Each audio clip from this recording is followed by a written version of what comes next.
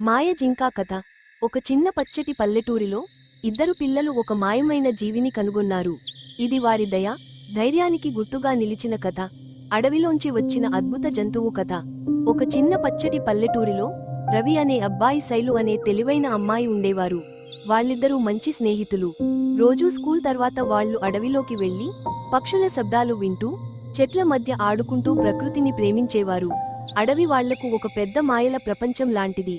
ఒక ఉదయం రవి, శైలు అడవిలో కొత్త దారిలో నడుస్తుంటే ఒక తెల్ల జింక నేలపై కూలిపోయి ఉంది. అది ఊపిరి తీసుకుంటూ బలహీనంగా ఉంది. రవి వెంటనే నీళ్లు తీసి పోశాడు. శైలు జింక తల మీద చేయి పెట్టి ప్రేమగా తడిపింది.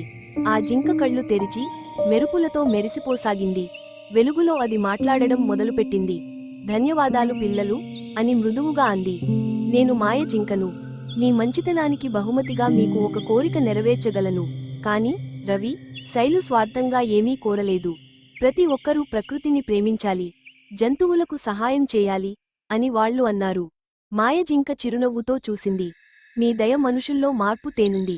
ఇక మీదట ప్రకృతి మీ వెన్నంటి ఉంటుంది అంది. అంతే, ఆ జింక మెరిసిపోతూ చిన్న చిన్న వెలుగులుగా మారి ఆకాశంలోకి మాయమైంది.